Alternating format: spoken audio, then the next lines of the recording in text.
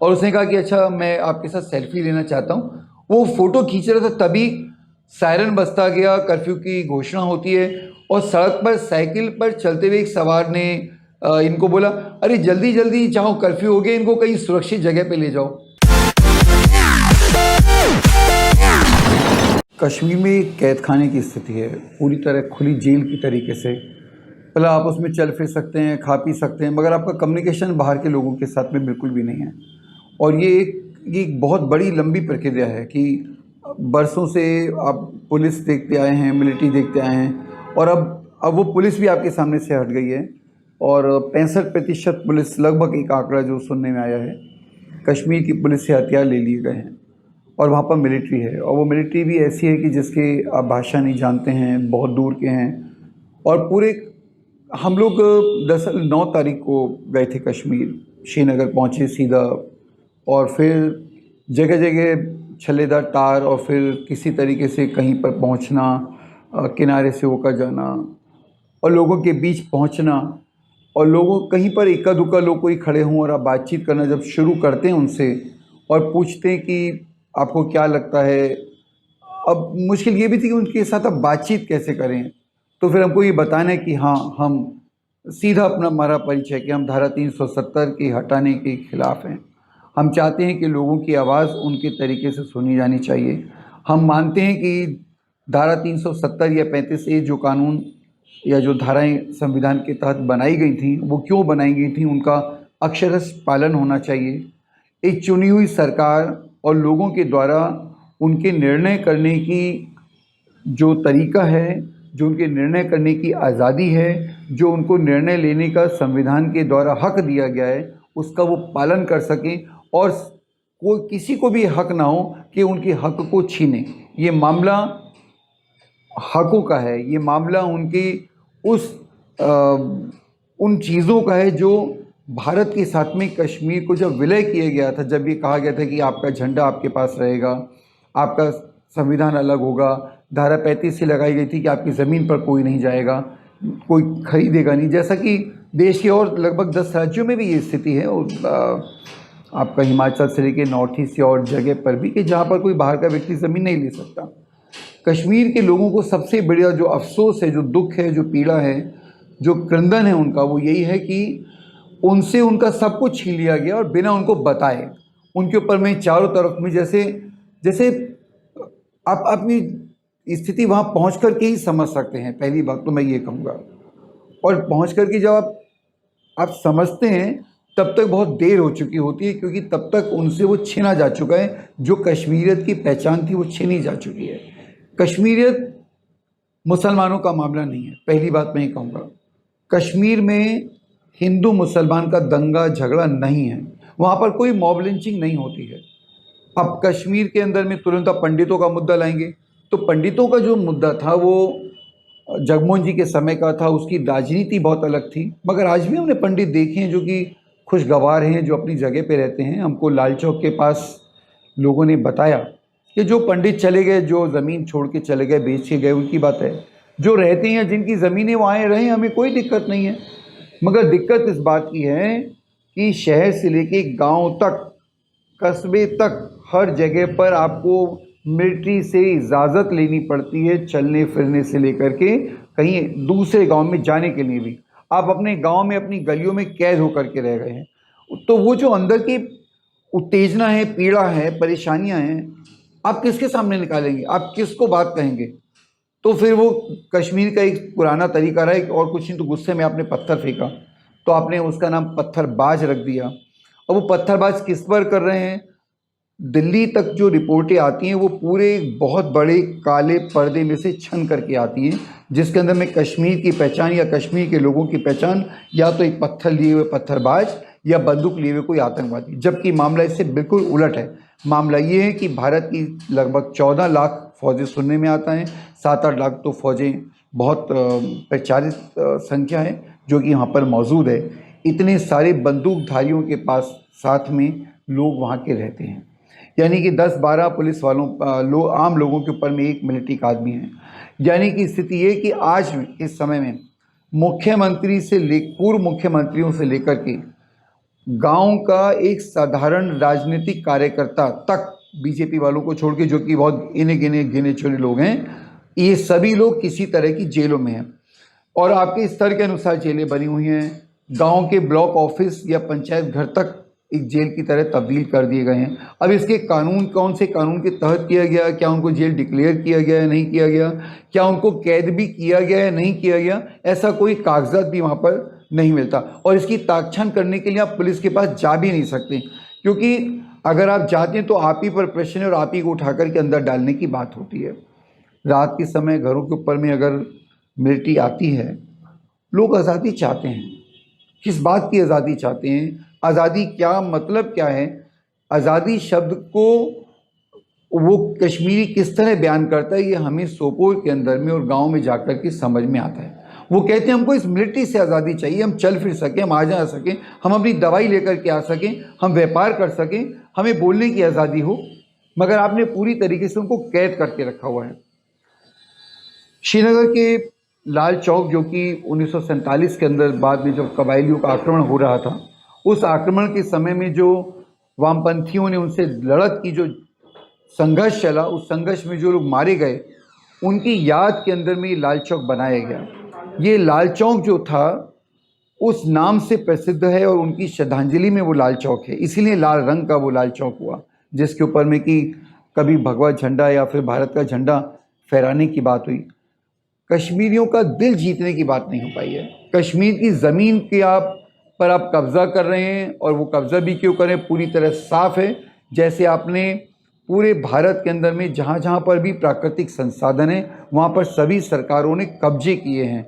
मैं कब्जे शब्द का इस्तेमाल उसी तरह से कह रहा हूँ, जैसे कि हम सड़कों पर के किनारे हम कह देते हैं कि झुग्गी झोपड़ी वालों ने या रेडी पट्टी वालों ने कब्जा कर लिया, जबकि वो अपनी आजीविका के लिए आते हैं। मगर यहाँ मामला उल्टा है। यहाँ पे अंबानी अडानी जैसे, या मित्तल, लक्ष्मी मित्तल जैसे, या तमाम बिरला टाटा ये जैसे बड़े बड़े पूंजीपति जो हैं, वो पहुँच कर के वेदांत वाले वो प्राकृतिक संसाधनों पे कब्जा कर, और वहाँ के लोग अगर आपका विरोध करते हैं तो विरोध ना हो, आसानी से आप ज़मीनें ले लें। कश्मीर में धारा 35A हटाने का कारण ये है, कश्मीर में 370 हटाने का तरीका ये है कि आप जाइए, ज़मीनें खरीदिए, आप जाइए वहाँ पर जैसा चाहे रहिए। एक कश्मीरी पंडित जो कि सरकार में काम करते हैं, उन्होंने अपना बयान दिया, जो हमारे पास वीडियो में भी है।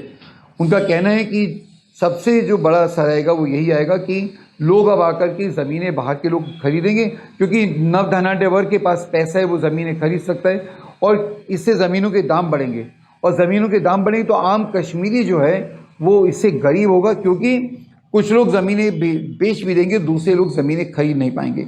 इस तरीके से बाहर के लोग आ पाएंगे। फिर जो कश्मीर की नौकरियां हैं, वो पहले सिर्फ कश्मीर के लोगों के लिए होती थी, अब उसके अंदर में पूरे देश के लोग कंपटीशन कर सकेंगे। तो कश्मीर का जो आने वाला बच्चा है, उसके सामने नौकरियों का भी बड़ा प्रश्न हो जाएगा, जबकि सरकार इससे उलट दावे करती है कि वो विकास लाएगी। हमें कश्मीर की, श्रीनगर की गलियों से लेकर के गाँव की गलियों तक अच्छे अंग्रेज़ी बोलते हुए बच्चे नज़र आए।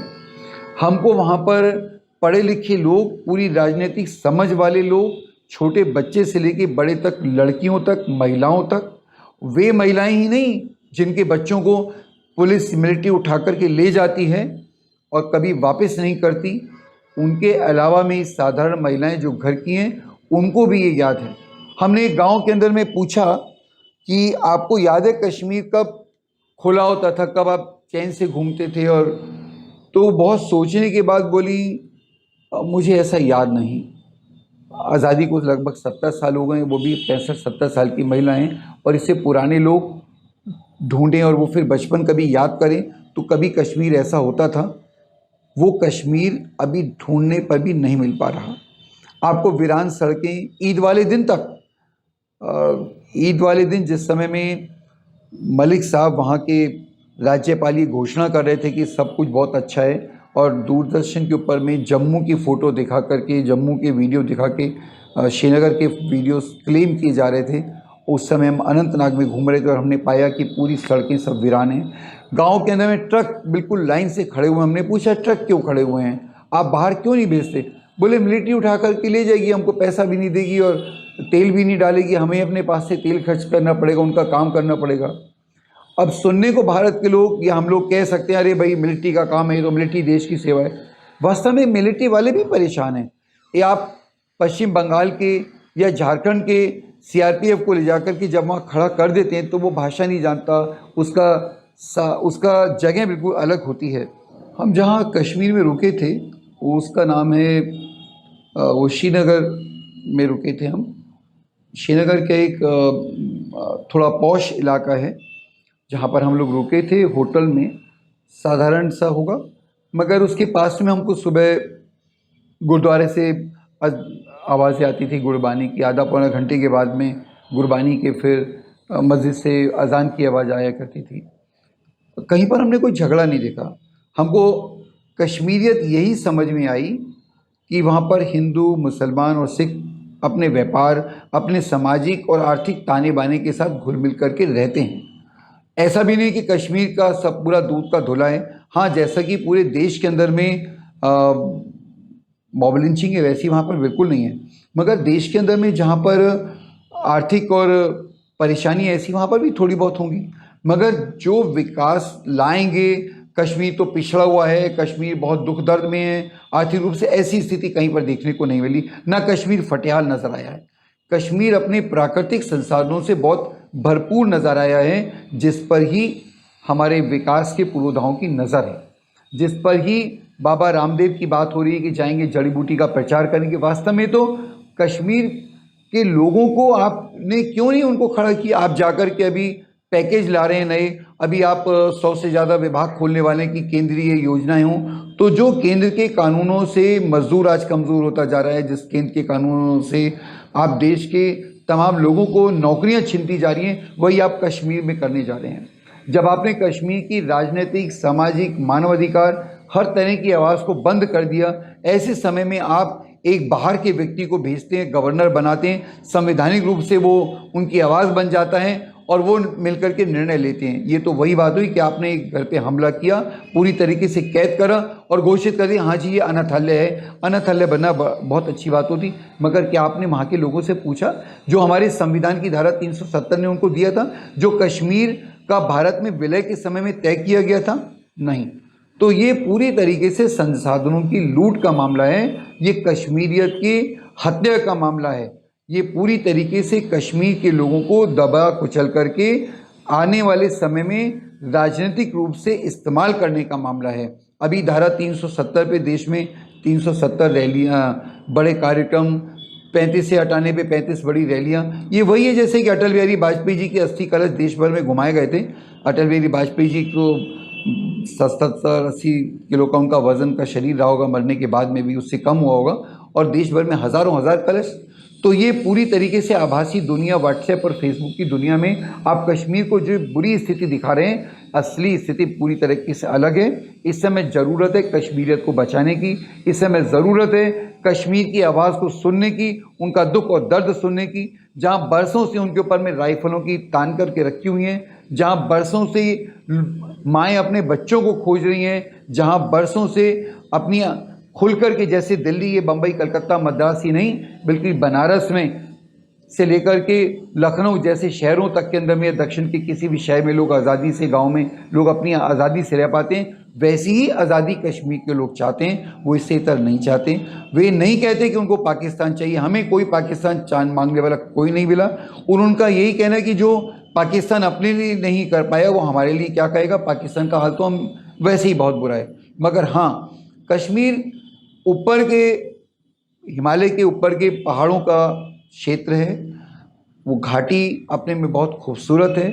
उस घाटी में सेबों के 25 किलोमीटर लंबे बागानों की जगह है। हमने उन प्राकृतिक संसाधनों को कश्मीरियों के हाथ से इस्तेमाल होते हुए, व्यापार होते हुए देना चाहिए। आज तक कहीं भी अमरनाथ यात्रा पे हमले नहीं हुए हैं। ये बात जरूर की जाती है कि फिराइनी हमले होंगे, आतंकवादी हमले होंगे, ऐसा करके मिलिट्री फोर्सेस खड़ी की, मगर आम कश्मीरियों ने कभी नहीं किया। हाँ, पाकिस्तान से आए आतंकवादी ज़रूर कर सकते हैं, वो भी तो वैसे ही हैं, वैमनस्य फैलाने वाले, और हमारी सरकारें भी अभी उसी का अनुसरण कर रही हैं। पर्यटकों पे कभी भी कश्मीर में हमले नहीं हुए हैं। कभी भी जो कश्मीर में किसी व्यापार से आते जाते हैं, इतने ट्रकों से आना जाना, पूरे ट्रकों का और बाहर का परिवहन का काम सिख कम्युनिटी के हाथ में, उन पे कभी हमले नहीं हुए। हमने पूरा होटलों के अंदर में काम करते जो लोग होते हैं, एक होटल में सिर्फ जहाँ रुके थे 5 बच्चे थे, उनको पूछा, उन्हें सबने बताया कि वो सिलीगुड़ी से आए हैं, कोई बिहार से, कोई यूपी से। इस जगह के तमाम बच्चे वहाँ पर काम करते हैं और बहुत आराम से रहते हैं। हाँ, उन्होंने ये ज़रूर कहा कि हमको शराब पी के बाहर घूमने की मनाही है, जो कि प्राय सब देश में और सब जगह मिल पाता है। हाँ, कश्मीर के अंदर में जिस तरीके के और दूसरे अपराध होते, वैसे अपराधों की लिस्ट भी थोड़ी कम है। मैं ऐसा नहीं कह रहा कि कश्मीर के अंदर में महिला अपराध या दूसरे अपराध नहीं होते, हाँ होते हैं, मगर अभी कश्मीर के अंदर में हमने दूसरे मुद्दों को उठने ही नहीं दिया।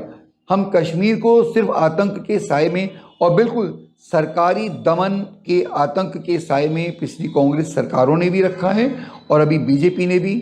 कश्मीरी के शब्दों में कांग्रेस ने पीछे से वार किया था, बीजेपी ने सीधा छाती को काट के वार किया है। हमें ये वार बंद करने चाहिए, हमें कश्मीर के लोगों के दर्द को सुनना चाहिए। पैलेट गन से हम ना कश्मीरियों का भला कर पाएंगे, ना इस देश का। अगर इस देश में शांति चाहिए, अगर हम मानते हैं कि कश्मीर भारत का हिस्सा है, तो हमें कश्मीर के दिल को जीतना चाहिए, कश्मीर को साथ मिलकर के बैठना चाहिए। नहीं तो हम हमेशा एक आग सुलगाए रखेंगे, जैसे राम मंदिर की आग सुलगा करके रखा गया और चुनावों के समय इस्तेमाल किया गया, ऐसे ही कश्मीर का हम सत्यानाश करके, दुर्दांत करके इस्तेमाल कर रहे हैं, जो कि पूरी तरह से गलत है। इतिहास कभी इसको माफ़ नहीं करेगा। तालिबान नहीं संसार में बचे हैं, तालिबान भी एक सीमा के बाद टूटे। हाँ, उन्होंने बमियान की मूर्तियाँ तोड़ी हैं। हिटलर कभी नहीं बचा, हिटलर ने ज़रूर तबाही मचाई है, मगर अंत में वो भी गया है। हम मानते हैं कि ना हिटलर शाही बचने वाली है, ना तालिबानीकरण बचने वाला है, मगर हम अपने देश को अभी बचाएं, ना कि तालिबान या फिर हिटलर बनने दें। हम 9 तारीख से 13 तारीख की दोपहर तक घूमें, हमें कहीं पर भी तू जैसा शब्द नहीं नज़र सुनने में मिला। हाँ, उन्होंने पहचान हमारी ज़रूर पूछी। वो भारतीय मीडिया से बहुत परेशान है। वो कहते हैं कि जी ये हमसे कुछ कहते हो, बाहर जाकर के कुछ कह देते हैं। एक ड्राइवर मिला कश्मीर का, कहता है मैं सारे जाता हूँ जब भी ट्रक पे, मुझे पत्थरबाज कह देते हैं। हम तो किसी को ऐसा नहीं कहते, हमारे यहाँ तो इतने टूरिस्ट आते हैं, इतने सब आते हैं, हम इतना प्यार से उनको रखते हैं, और वो हमारे साथ ऐसा क्यों करते हैं।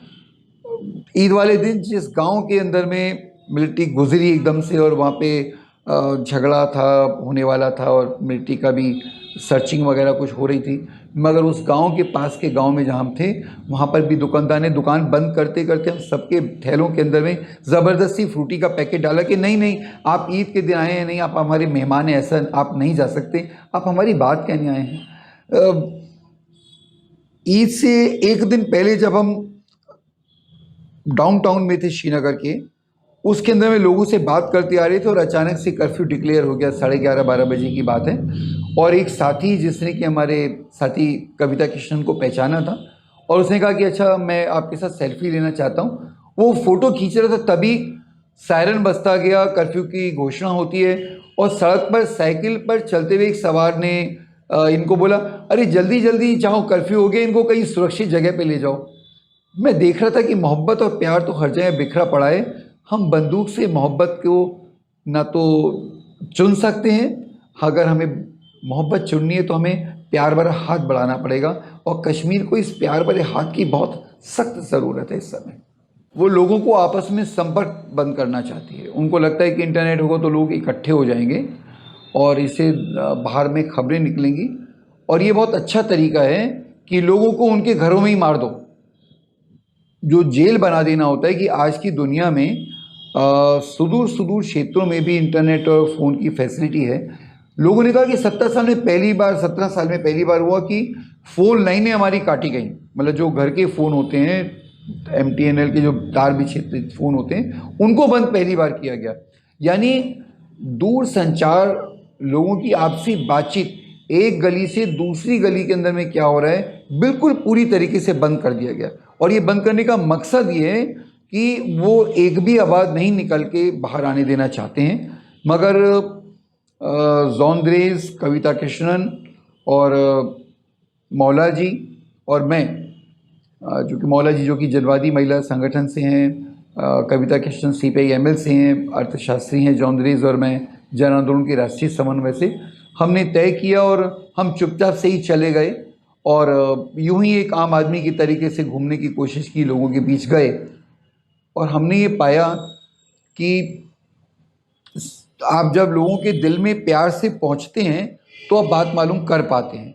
और फिर हम किसी तरीके से बाहर हैं। हमने 13 तारीख को जब हम लौट रहे थे तो हम जहाँ प्रेस क्लब है वहाँ गए। प्रेस क्लब तो बंद था, मगर प्रेस के लोग 2 4 5 ऐसी सड़क पर कहीं इकट्ठे हो जाते थे और उनकी भी पीड़ा ये थी कि कश्मीर के अखबार क्योंकि बंद हैं, कश्मीर में उस समय कागज़ अखबार का ख़त्म हो गया था, इसलिए अखबार भी नहीं निकल पा रहा, उनका कहना ये तो छप नहीं पा रहा था। मगर विदेशी प्रेस के लोग आते हैं तो यूं ही 5 10 12 लोगों का जमावड़ा सा इकट्ठा कोने में हो जाता। हमने उनके साथ में अपनी बात कही कि हम घूमे फिरे, बात करी। हमारे पीछे तुरंत LIU आई और हम गाड़ी में एयरपोर्ट की तरफ एकदम से निकल कर के चले आए। अगर इंटरनेट होता तो वो पत्रकार अपनी बात बाहर कर पाते, मगर हमको ये इस बात की कम से कम तसल्ली कि हम गए और हम कश्मीर की दर्द को, असलियत को बाहर निकाल पाए।